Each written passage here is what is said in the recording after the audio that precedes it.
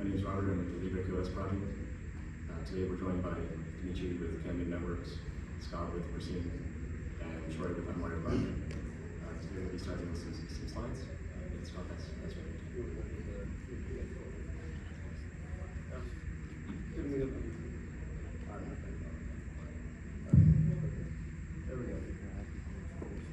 Oh, I thought we had our introductory slides and who we are. I'm Troy with, can you guys hear me? I'm not big on the microphones. I usually talk loud enough that I'm pretty easily heard. I'm with Unwired Broadband. We are a WISP out of Central California. I'm the Director of Network Operations there, so my responsibilities are around network monitoring, customer support, all the engineering teams. Unlike many of you there, I don't know the ins and outs and the details of how all this stuff works. I have a lot of really smart people that work for me that do all of that. So for me, what I'm focused on is how do we manage it? What do I get those guys to do? What do they need to be looking at in order to make sure that we are supporting our network and supporting our customers? And when I was looking at the topic of the forest through the trees, listening to your network, I immediately thought, oh yeah, okay, I can talk about it. I know a fair amount about monitoring. And it wasn't until after I volunteered that I realized that maybe I wasn't the best candidate, because the one thing that we do at Unwired that is, I think, a lot less common is we don't use MikroTik. So if any of you start asking me questions about MikroTik, I'm going to be completely useless. We're a Cisco house. They were that way when I started there 10 years ago. I came from the larger service provider world of TP Telecom and Level 3 and MCI, and we were Cisco and Juniper at all of those locations. So if you have the questions around the dude, I'm not your guy today.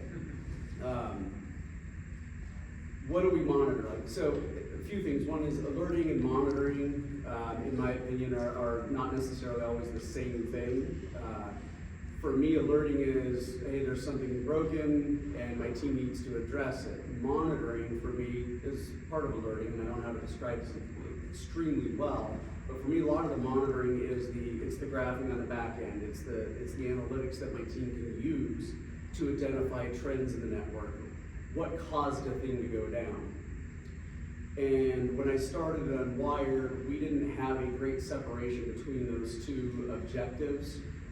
We were using What's Up Gold back in the day, and then I think they had maybe one or two other systems that were just, everything was kind of scattered. One of the issues that we ran into is, as we were growing, again, I started there about 10 years ago, and then during COVID, we doubled our customer base. We went from 10,000 subs to 20,000 subs within 2 years. We're at 30,000 today. Most of what we were doing was manual data entry into the various network monitoring systems that we were utilizing. And there was no real standard on how that looked. So one of the things that I had to address starting there was figuring out a way to automate the alerting systems in the data entry, so we wouldn't have that human error problem that we were dealing with. You didn't know what alerts were set right, which ones were set wrong in standardization. So if any of you are at the smaller WISP scale today and you're starting off with your alerting and so forth, one of the recommendations I have today is start with a standard. Naming conventions, hierarchies, critical, major, minor alerts, things of that nature have helped us kind of sort through what's happening in our network at a much better level and identify those things that need to be addressed immediately versus those things that could be addressed a little bit later down the road. SNMP is still king in my network. How many people here are still using it? All right, is it the dude? Is that one SNMP? Somebody help me out here? It can be. It can be, okay. I've looked at Zabbix, Observium, LibreNMS, Cacti way back in the day, Xinganagus and Prometheus, and I'm sure there's like 30 more. And I bet we could have a pretty long argument amongst this group about which one of those is the best one. The answer is, what's the one you know how to utilize that does what you need it to do? We actually started using Observium a number of years ago, open source. We can modify stuff. LibreNMS is a offshoot of that worked out really well for us. I hired an engineering or a development team that works specifically on building around that system. And for us, we run it in multiple layers. I have a layer that will monitor my access points. For me, that's a major issue if an access point goes down. If I lose a tower, that's a critical issue. If I lose a major backbone, that's a critical issue. That's a separate instance of our monitoring system. That has helped us immensely in making sure that we know what's happening in our network. The other thing that we do, and I'm not sure this one's a smart one or not, is we run a separate monitoring system to monitor our monitoring systems. With the idea that we've had a couple of instances where the servers, they weren't playing well anymore, and we didn't realize we didn't have monitoring for 8 hours straight overnight. It actually was caught because my team was so used to seeing alerts that one of them started checking in with the software developers and go, hey, what's going on? I haven't had an alert in 8 hours. With that, we started alerting on our alerting systems. I don't know how deep you want to go with that one. That might get a little bit crazy. The other thing that we make sure that we do is, who here uses SNMP traps as a way to capture data? Okay, traps are great. It can be quite helpful. When I started doing a lot of this work way back in the 90s, a lot of our alerting was based off of opening and closing contacts, right? Something closed or open. And I learned early on that if I had a contact that was set to trigger when it closed, that's great, unless the wire broke. And then it never closed, even if it closed. So I've taught my team that when we set alerts, the idea here is that you want to set the alert on the condition of you aren't getting information anymore. So if I set that going back to that, if you're familiar with the contacts, if I set that for normally closed, that means if the wire breaks, I get an alert. It's a false alarm, perhaps, but at least I'm getting notified that something happened. We've avoided traps. I'm not saying it's not the right thing to do, and they can complement a lot of the polling, in my opinion, as well. But we use polling because if we don't get a response from a thing, that triggers that alert. Now we know we need to go look at something. So to some of the newer people that I've seen enter the industry, that's something that they depend on traps. It's a lot cleaner on your network. You have a lot less noise coming at you. It's easier to manage your systems. Because with 30,000 subscribers, and we're polling at 1 minute intervals in my network today, which is a team of guys making that happen. It's nearly impossible. But we get the normally open situation alert set. So if something doesn't respond, we trigger the alarm. For me, that has been also huge, making sure that we don't go with things that are missed. We've had a couple of occasions where things were incorrectly configured and devices were down for many, many hours. We had no idea until the customers start calling in. The other great way to monitor your network, not so great, is your customer complaints, of course. If they're calling in, obviously we start looking at the problems. We actually I have nice dashboards that I built on tracking our cases. We run about 200 and some towers. I don't know the exact number off the top of my head. I've built dashboards that allow me to see, okay, where do we have the most support cases? So that if we don't know that there's a problem, if we see that at this tower we're having regular calls in of trouble, we can start reviewing, is there something larger that we're missing in that situation? The other thing that is more recent that I think some of my board members here can talk to a little bit better than I can is today, and I think this one's really huge as we're growing, which is looking at not just is the customer up or down, not just is the RSSI good where it needs to be, do I have a good signal, do I have good modulation, but now we're able to look at with some of the modern tools that we have, what is the quality of their connection, right? We're looking at the QoE now, what's the quality of the experience? There's a number of platforms out there today. We're using one called Sandvine. It's less common, I think, in this room. Preseem is another option, and then you've got, I know Cambium has a version. You've got Libre down there on the end, and then I think I saw a new company on the floor this year that I hadn't heard before that I will also be checking out. But gaining the intelligence on the customer experience has been huge for making sure that we are delivering on our promise, making sure that customers are getting what we told them we're going to give them. And it's a whole new level of insights that we've just never had before. We've been using it for probably 4 or 5 years at this point, and I think we're just still scratching the surface of what that data can do for us, trying to analyze and figure out what to do next in our network.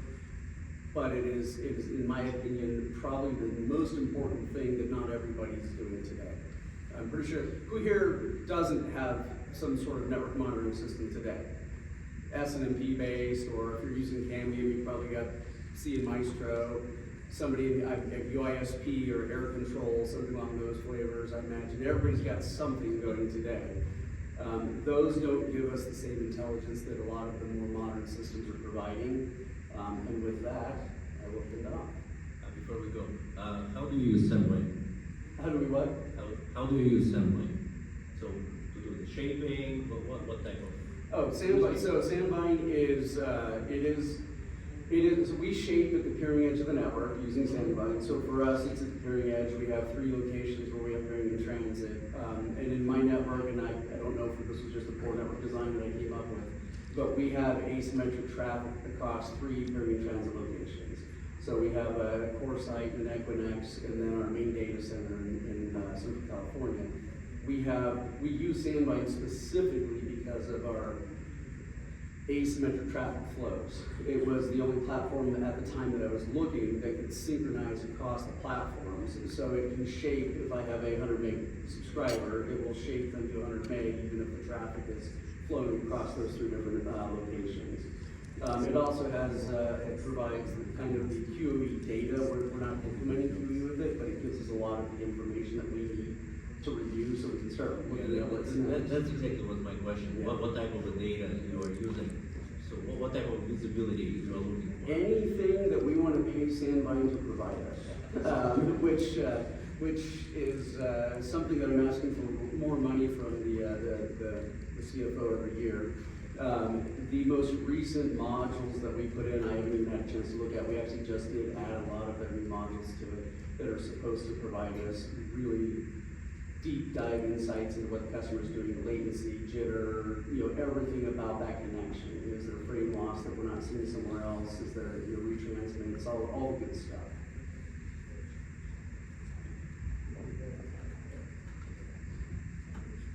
All right, can you guys hear me in the back? All right, so just a bit of background on me. I'm the CTO of Preseem right now. I've got about 25 years in the network equipment vendor and software industry, and most of that time I've been working on collecting, analyzing, and improving networks by using network metrics. So 10 years in the WISP industry. My first WISPAPALOOZA show was 2014. Anybody else at 2014?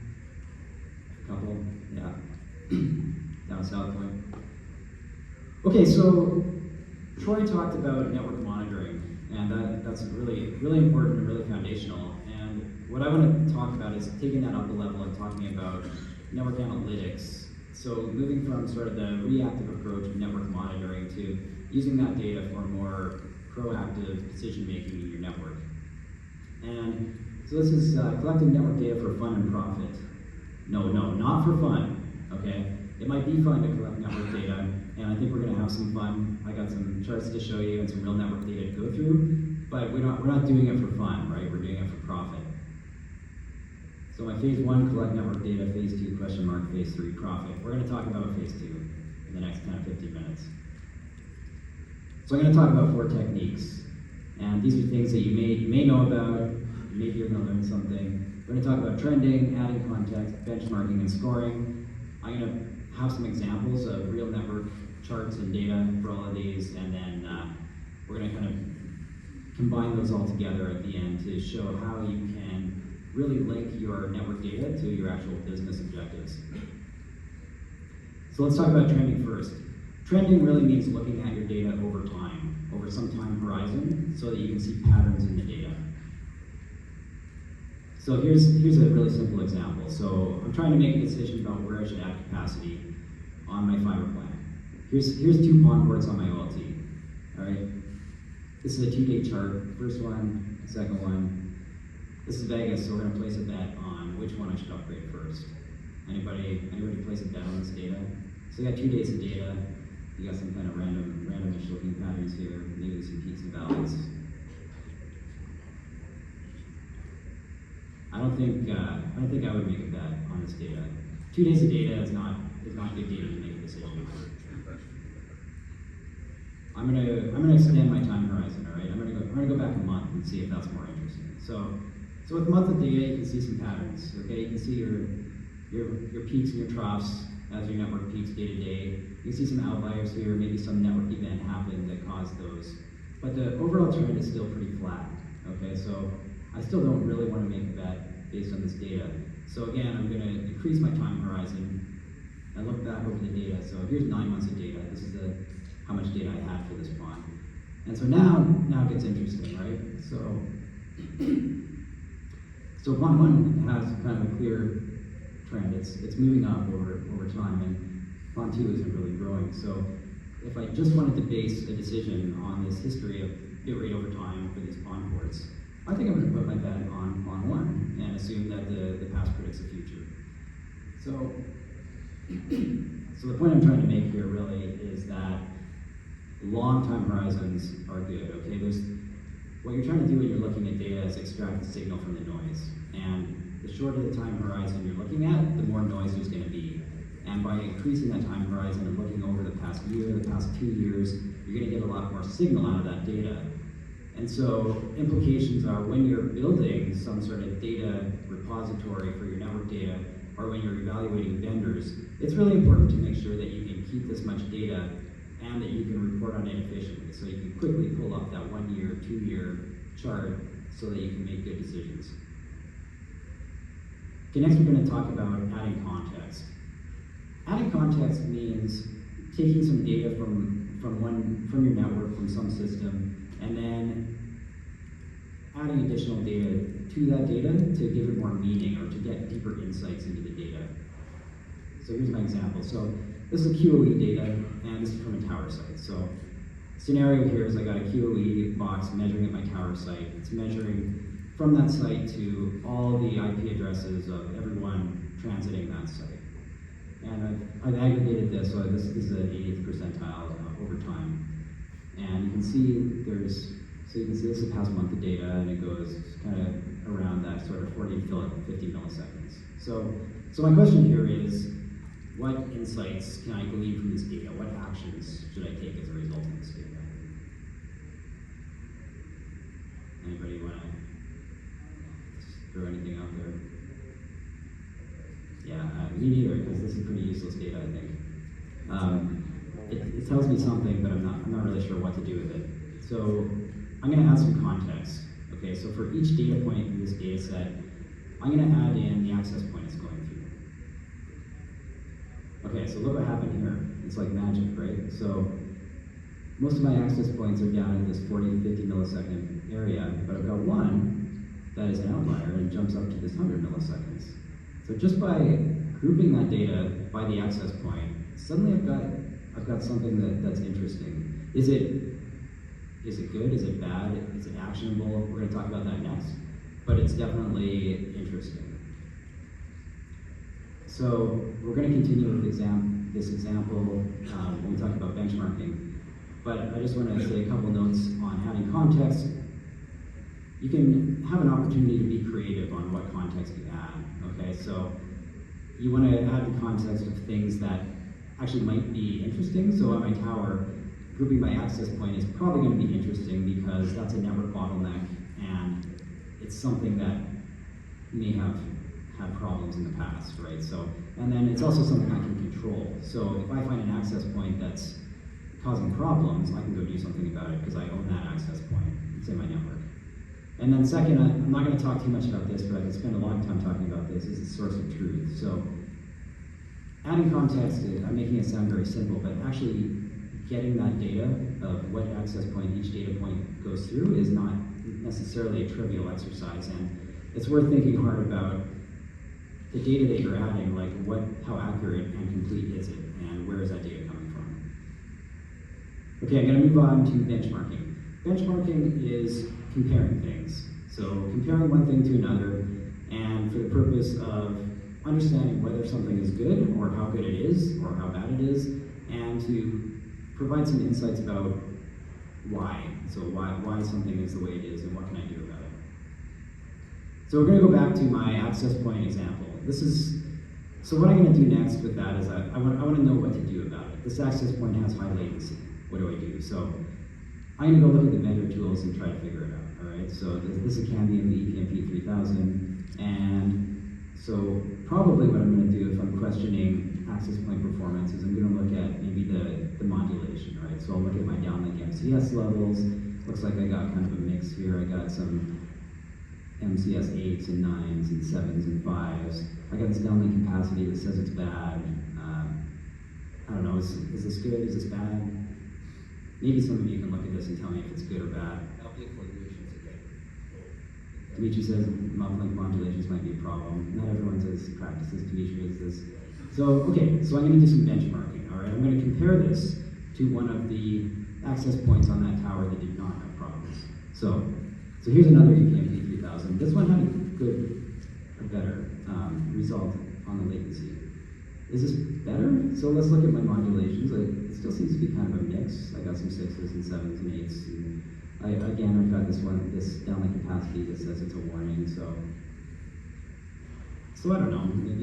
Maybe one's better than the other, but it's not necessarily obvious. So what I'm going to do next is I'm going to go back to the first lesson and I'm going to do some trending. So let's take a look at the trend of modulations on that high latency access point. Now this looks like a bit of a dog's breakfast, but what this is telling me is that modulations are kind of shifting in time on the different clients, and I'm kind of going from an MCS 4 to an MCS 9.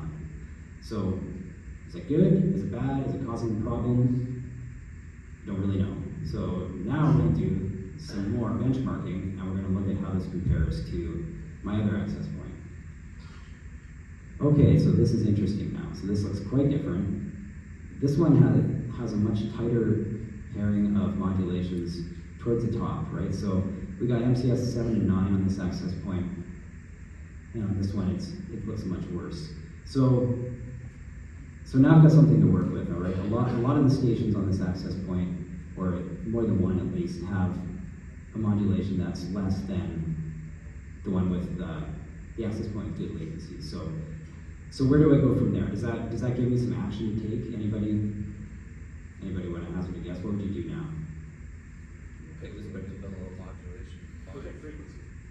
Look at frequency. Yeah, so I think so too. Like this, what action can you take? Like looking at interference is maybe a good thing to try. And then the good thing about that is it's an experiment we can do without a truck roll, right? We can change the frequency on the access point of the stations and see if it improves.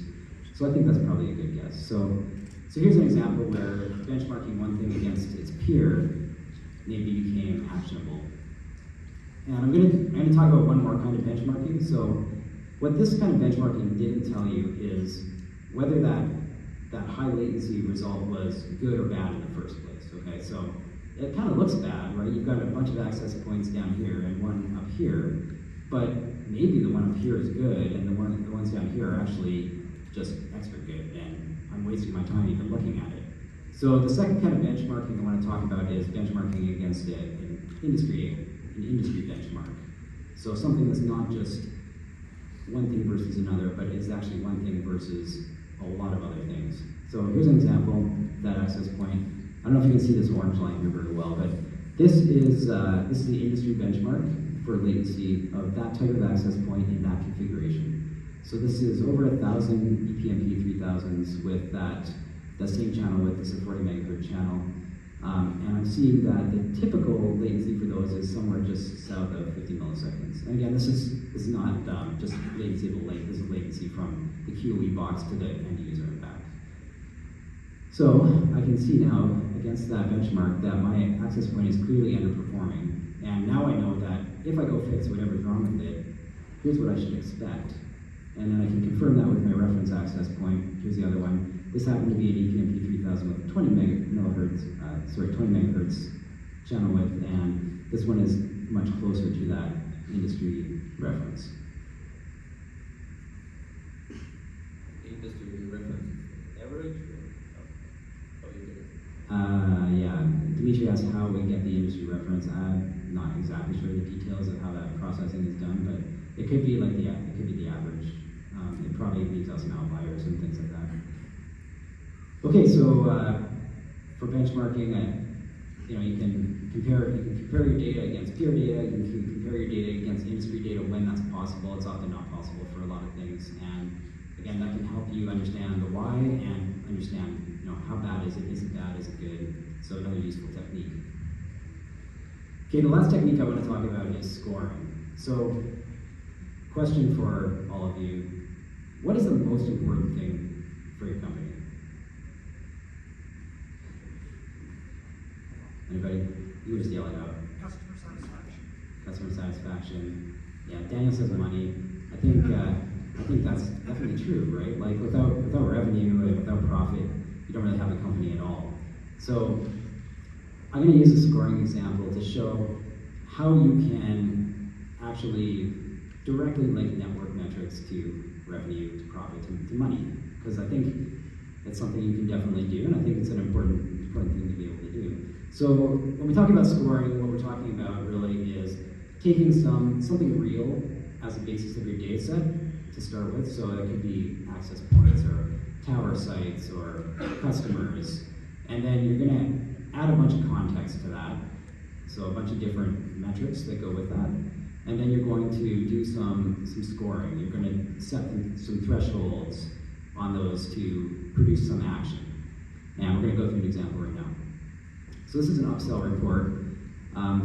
This is a data set we're going to build, okay? So we're going to list out all of our customers, we're going to list their current plan, and then we're going to pull in some network data. So we've got some usage, and this is going to be, for example, this might be computed from, let's say, looking at the past month of data, has that subscriber actually used their plan speed for a minute sustained 5 times? You can define something like that. CPERF scores, we looked at those modulations earlier, so this is going to be some sort of score. Does the customer have a good modulation, a bad modulation? If he has a low modulation, you probably don't want to be upgrading him because he might not hit his new plan speed, or even if he does, he's going to use more than his fair share of airtime on that access point. So this is supposed to be an upsell list with no capital outlay, right? So just pure profit upgrades. Access point capacity, again, we probably would rather upgrade customers on APs that have plenty of capacity remaining. And then our result here is going to be an upsell no or yes boolean. So, for example, this guy, 1001, he's a 120 plan. He's not hitting his 100, so he might not be a good candidate. He's not really using his full speed anyway. He has a low RF score, and his access point is already at 70% capacity, so he's going to be a no. And then customer 2001 here, he's got a 50-10 plan, he's hitting it. He has a high RF score, and access point's got 50% capacity, so okay, he's a good upgrade candidate. So what we can do with this data now is we have a list that we can build a sales campaign around that we can try to upgrade our customers to. And step 2 of this is let's add some dollar signs to it. So if I take everything with a yes in this resulting report and take the cost of the plan they have, the cost of the plan I want to upgrade them to, and take the delta between those dollars, I can just sum those up, maybe group them across regions if I have different regions or that different people are responsible for. And now I have a dollar sign report of upsell potential. And so maybe I can link that to a business objective, and in my next quarter, we have an objective to increase our revenue from existing subscribers without any additional capex.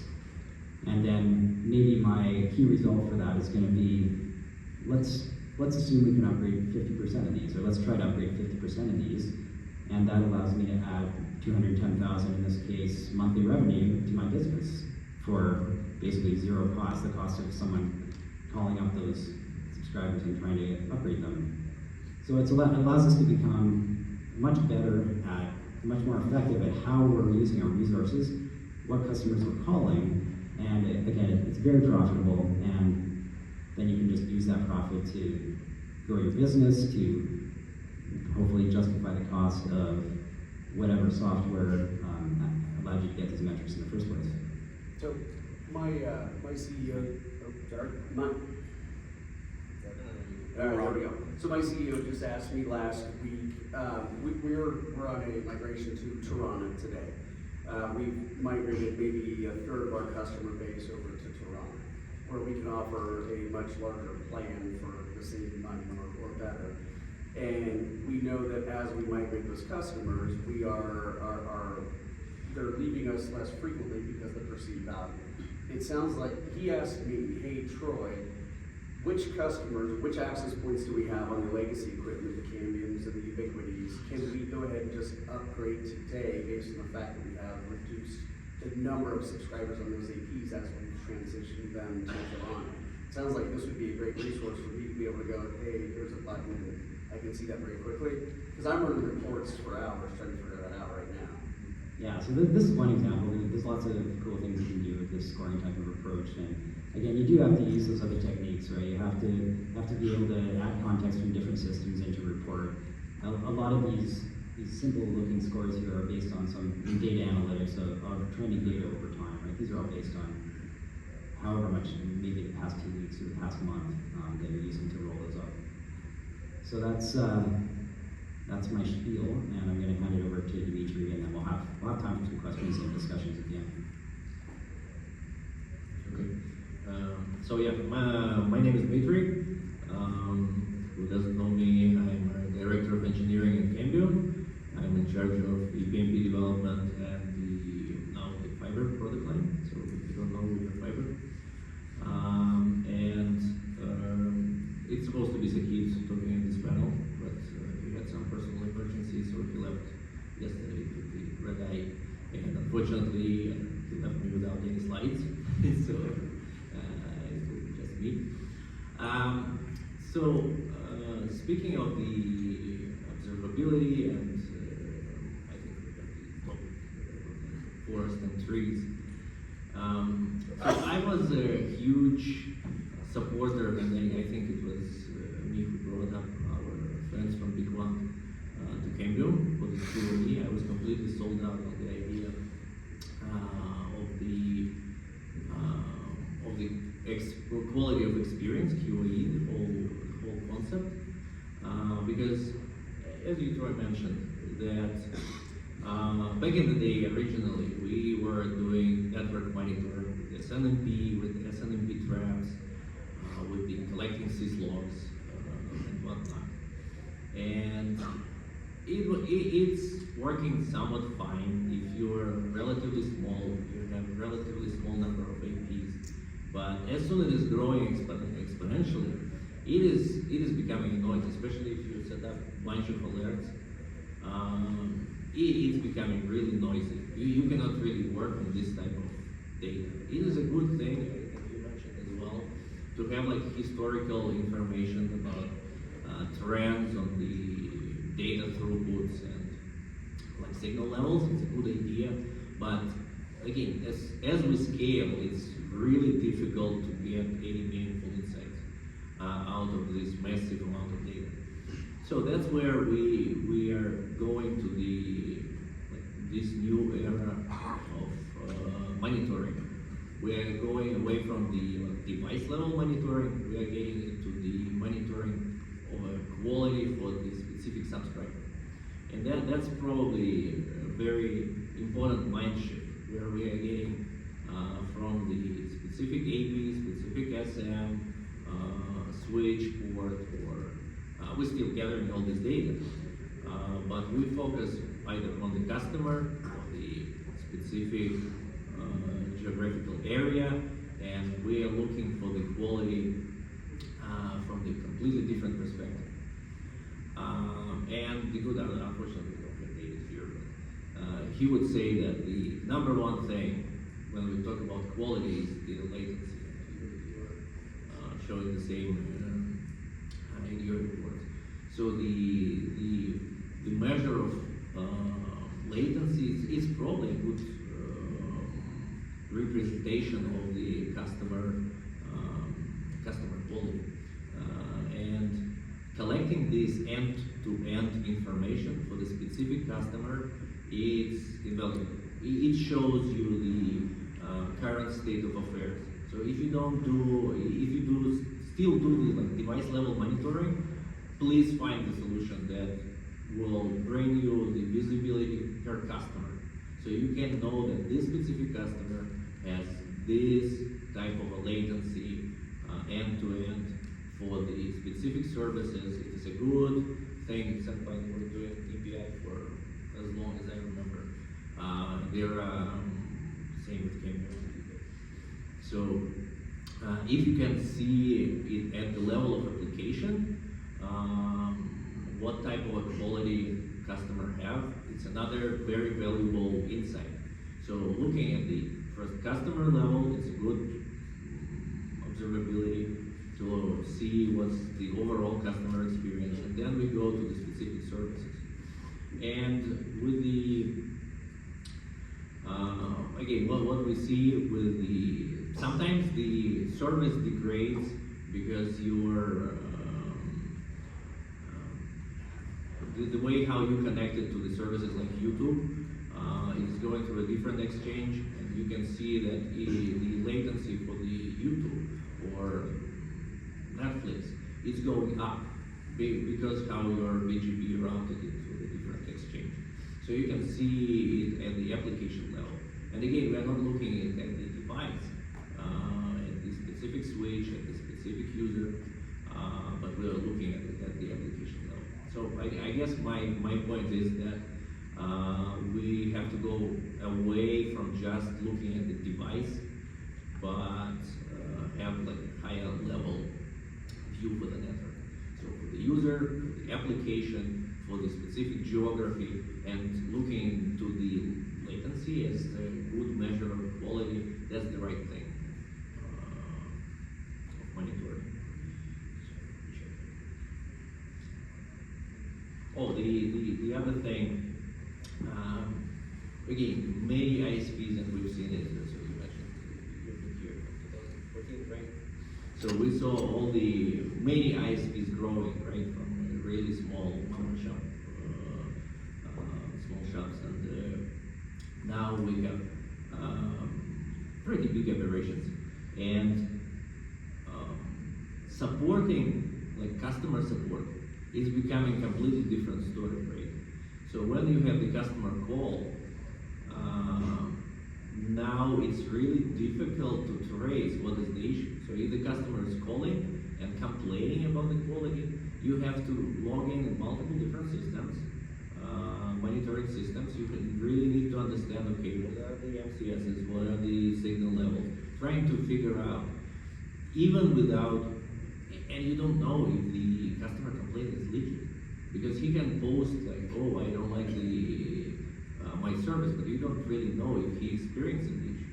So this visibility for the specific customer in an easy way, like his quality, it helps just to see, okay, is it a legit complaint?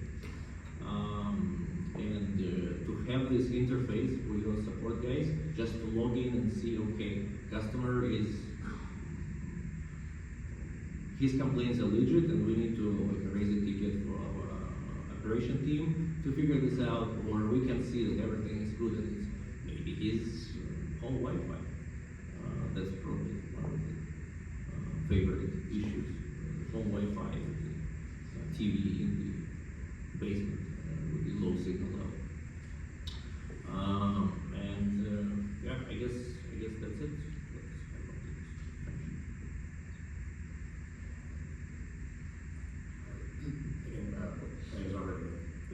Project, but I also run a small ISP in West Texas and Southern New Mexico. Our ISP really struggled with being we started in 2018, and we've been going head-to-head against coax and fiber the entire time. So that really led us to have to acknowledge quality of experience and try to provide something competitive. And that led us to really look at latency, and I feel that that has saved our operation. And that's why the project exists, and why there's so many great solutions today. Represented by the folks here on this panel that help ISPs to do that beyond just a product. But I'm mostly feeling for Dave, who's led it today. But I want to open this up to any questions that you all have for anyone here, and see what you all have in mind and what kind of answers we can provide. So Dmitry, when you were looking at background, right? Mm-hmm. What was the reason for you to chase background and to get them to cooperate with you guys when there was the Sunwine back in the days and Preseem, for example, and Parakum also? Right. So, yeah. Oh, okay. So the question is why Cambium decided to partner up with background and not with other folks like Sandvine or Preseem. So the way how it started. So Sandvine they've been forever. I don't know how many years, like 30 years maybe. A long time. Yeah, it's been a long time for the, especially for the traditional wireless telecom. So they've been always very old school with everything they did. It was very expensive, and it's still very expensive. I was going to say, I can answer that question really quickly. It's too expensive. It's ridiculously expensive. That's right, and they were pitching it as a DPI always. It was like DPI first. And I'm the engineer, I'm not the salesperson. So I was blown up by the idea of big one's TCP optimization and how they did the queuing. Basically, I was sold up. That's the thing how you can improve the quality. And that's the core technology that they had, like a TCP optimizer. And then they built all the queue management and all the basically shaping and all the observability around it. And I think we can be proud of our addition to their technology. We helped them to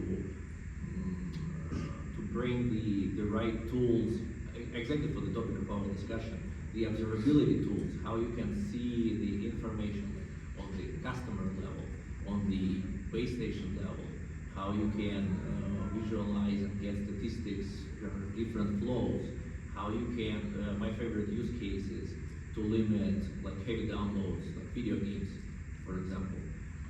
Because again, the new Call of Duty is out and it's like 300, 400 gigabytes, everybody downloading it. Just squeezing this heavy download, it can help your network. And I think you guys saw on the spikes with this type of release.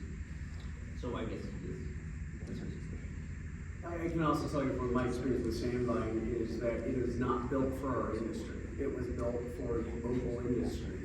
And our requests for features and things like that, they're falling on deaf ears. Like we're too small. Something purpose built would be for the industry would be a lot better place to be, for sure. So don't you want to switch teams? Well, I would get fired because I spent a lot of money already.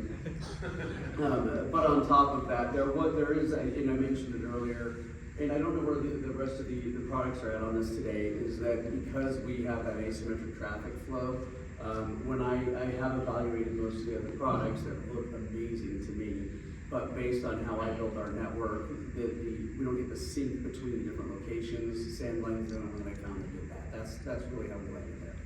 Yeah. So we will be working on it, and somebody of us. All right. Well, I need at least 3 more years so I can say that it's time to upgrade. That we'll Okay. push them out, and then I'll look at it again. Yeah. Thank you. Two questions. First one for Scot.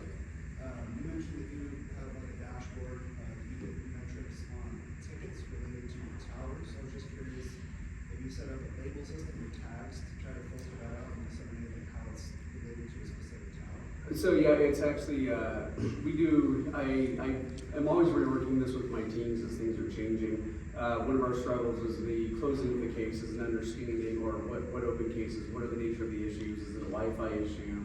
Like we want to get down to just, is it a connectivity issue from the wireless connectivity related issues, right? Or a network connectivity issue, not inside the customer's residence. So yeah, we do filter out. I do. We do this in our CRM, which is Salesforce. We have a team of developers that do all of this for us. I'm in a unique position, I think, that we have the funds to put a lot of smart people to work. But yes, we actually are able to make sure that that list is not Wi-Fi related issues or administrative type. Hey, what's my IP address if there's static IP, or what's my billing questions, things like that are eliminated from that, so we can very quickly look at, okay, these are connectivity issues. And if I have too many on a tower, a lot of times it's a result of some outage that we already knew about, but sometimes it could be something that we were unaware of because we didn't have something else set up right. Does that answer the question? Yeah. Okay. Then the last one for all, I was curious about building reports to get scoring. So like you mentioned, scoring can be a very important KPI for getting business metrics. We're looking into Preseem as one potential option for our business, but I know it has a little bit of like scoring reports, but I was curious if there are any tools that you guys are looking at for building reports. Well, Google Sheets is great. I mean, honestly, I would say a lot of purpose-built software is just going to have a lot of limitations that you run into. And so my advice would be learn how to use Google Sheets and learn how to, and make sure your data sources have APIs, so ways to get the data out, because that adding context that I talked about often requires merging data from different data sources. Could be different network monitoring systems, could be your CRM. Probably you're gonna want to pull data from those into Google Sheets. And so if you have someone that on your team that can do that, that's a developer and has those chops, that makes things easier. But ChatGPT is also very good at writing code to do things like this. Yeah, I would like to add, I can't believe I'm saying it, but I really like Power BI from Microsoft. And that's universally. So in our engineering life, we put so much data, like you can get like CSV files and whatnot, and it will do like dashboards around it. And I use it a lot for all different purposes. And the same, you can automate it, it's relatively easy, it's not that big of a challenge to use it. So if you're already in the Microsoft ecosystem and paying for the Office 365 or whatever it is, I think you're getting it for either cheap or for free. And it's a really nice tool to do any sort of a dashboard. You can get the data from all the vendors. We also, I don't know if this is what you're looking for, but one of the things that we use for visualizations on the data is redash. So my engineers will take data sets from any number of other sources, and you can throw it in there to create some sort of visual report on what you're looking at. And I'm very visual, and I want to see the trends, I want to see the graphs, otherwise it doesn't make sense to me. Other questions?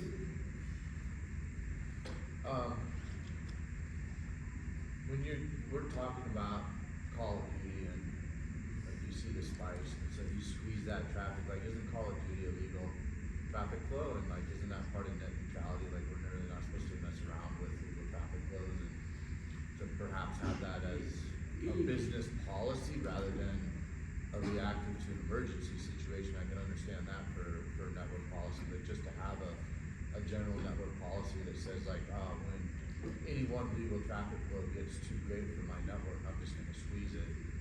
It's really up to you guys, right?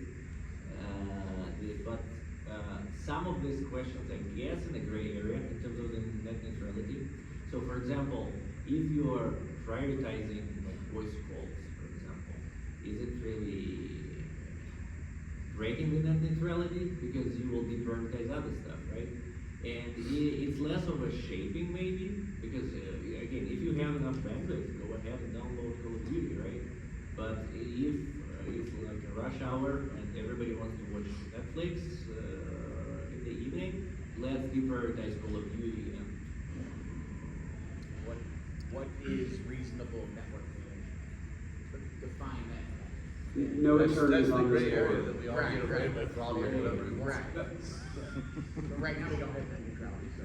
So maybe I'll give it a kind of different answer, because I have I think a different point of view than Dmitry on this issue, which is I don't think that identifying the application is needed for making your network good, work well. as long as you're using some good queuing like AQM, because what AQM does is you give it a limit, and then it automatically prioritizes interactive traffic over bulk traffic by its queue behavior. That's really a lot better because, let's say, and it does depend on your ability to basically configure those AQM shapers at the bottlenecks in your network. So you have to do that maybe built into some of your hardware. You may need to do it and have a QoE box like any of us sell to do that. But let's say your limitation is your uplink, and you've only got 2 gigabits of uplink, and during peak hours of the network, your network's using more than that. If you configure that 2 gigabit shaper at your uplink, and it's using AQM like FQCODL or Cake, then it's automatically just going to take care of things, right? It'll use that 2 gigabits and it'll prioritize interactive traffic so customers have a great experience, and Call of Duty will use whatever it can that's left over. So it's better than shaving it down to a fixed limit anyways, because if there is more available, it'll use it. But your web browsing, your VoIP, etc., your gaming will automatically have a better quality. I guess it's, you don't have to choose one or another approach. You can use both approaches. I operate in California where the rules are stricter than most places, and I've listened to a number of attorneys on different panels kind of discuss net neutrality and those sorts of impacts. And the general consensus is that nobody's going to come after you for protecting your network from an issue. Like if you're doing it in the best interest of your subscribers, which is what you're doing if you're throttling that traffic to protect everybody else's, then you should be okay. I'm not an attorney, but that is the consensus that I've heard. Is basically if you're doing right by your customers, not trying to get money out of somebody by throttling their traffic specifically, then you're probably going to be okay. It does need to be transparent though, so you need to disclose how you're managing your network. So if you're going to be doing something like that, you do need to have that available on your website so that people can see what you're doing. Does Preseem do any prioritization of any type of traffic over any other by default?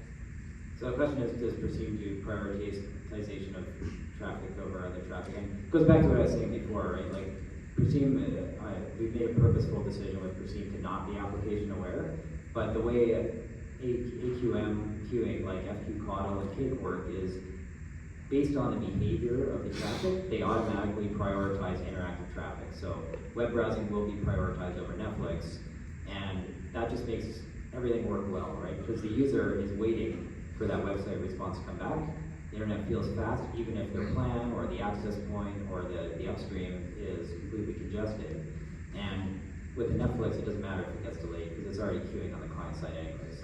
So kind of implicitly yes, but explicitly no. So if net neutrality was to come after anything, it would come after the protocol itself. Yeah, net neutrality has some provisions around, what do they call it, like application specific prioritization or More about like services, specific services. yeah, so like really what they're trying to prevent with net neutrality is, you know, if Comcast has their own video service, they're not allowed to prioritize that over Netflix, or Netflix is not allowed to pay you to give their traffic a higher priority than any other streaming service, and that's really what they're trying to prevent. So, what do you guys think about L4S? Anybody want to comment on L4S? I am not a deep enough expert on that domain personally. That's the protocol of when the middle point reports the latency. That's L4S. Yeah, basically Comcast and Apple and some others are pushing it, and they're testing it with Xfinity already in the US and in Germany with Deutsche Telekom, in UK with Vodafone. But what's the idea? As far as I remember, L4S, I might be completely wrong, but as far as I remember, it's when your like device and all your middle points like routers and other devices kind of report the latency and bottlenecks back to the server. That's the L4S. Or they will create two different queues basically. But it's with the like feedback mechanism to the server. Oh Like yeah, a special yes, feedback mechanism to the server. yes, ECNs. Yes, and well, for I guess for the vendors like Cambium, for the device manufacturers, it is definitely of interest if we want to support it, if it really helps. The last time I looked at it, it was probably during the 2021 WWDC from Apple, and it was in its early stages. And it was in the early stages, and the beauty of it that it should be supported on all the devices in your path. It doesn't really make a lot of sense if it's just on the one device. And frankly, I don't see the adoption. So as soon as microtips of the world will support it, I don't think it's going to be adopted. Thank you.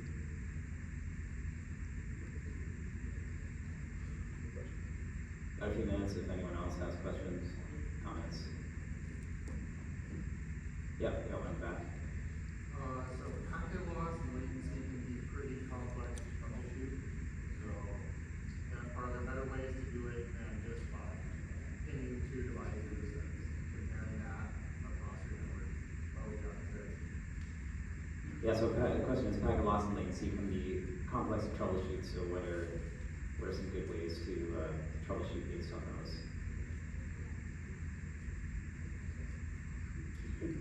I think first and foremost, all the solutions that we have here are not doing anything. So the way how it works, it looks at the flows and calculates the latency based on the data that is passing through. So it doesn't really mean anything. And that's kind of a difference from the device level monitoring when you give the SNMP and you give the pings. So that's one of the beauty of all the QA solutions, because they look at the specific flows and they can calculate the statistics. In most cases, like doing traditional ping, it kind of works, but better to look. There are tools that can measure even the iDrop. David has, who's supposed to be moderator of this panel, he has his own tool called FLEMT, F-L-E-M-T. So it can do all sorts of latency testing end to end based on the real UDP and TCP traffic. So it generates the flow and it generates measures the latency of a specific TCP flow. Because one ping, even with the 1500 bytes ping, it is not really a good measure of latency. So the way we approach this, like you're right. So especially as you scale the systems up, you end up with this kind of wall of charts, or you end up with, oh, these 50 access points have a high latency, or these 1,000 customers have a high latency. So where do you kind of go from there? So our approach our approach to that was kind of to map out the access network and then pull different access points or OLTs or whatever makes up your access network and kind of build some scores from those and then correlate those to the latency scores, kind of like what I demonstrated on the slides. And so that was what we did. So we take that latency data and then we try to correlate that with actual access network performance data.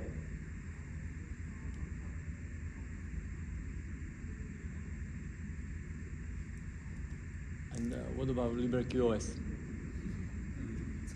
So I think we've really seen both on like small networking and also in LibreQoS with all of the aspects we work with that ICMP gives very little insight into what's the real lived experience of the customer, and passive RTT monitoring and TCP sessions, even if that's only half of all data going through a customer's lane, really gives some true insight. That passive monitoring allows you to not just see how a customer's doing, but everything upstream, every AP, everything, or that being able to really solidly identify where along the chain problems occurred is invaluable, and it's something that you can't really get through just SMP monitoring and looking at ICMP. So that's something we focus on, but it's something that all QA solutions are able to do, and that is extremely beneficial, and we highly recommend RTT monitoring. All right, we're pretty much out of time here, but if there's any, we could probably take another question if somebody not, yeah, feel free to come up after and chat with us. Yeah, I think you should still buy all the solutions that you can find at the floor. And I think we have, yeah, some newcomers, so you have to check out all the solutions and pick the best for you.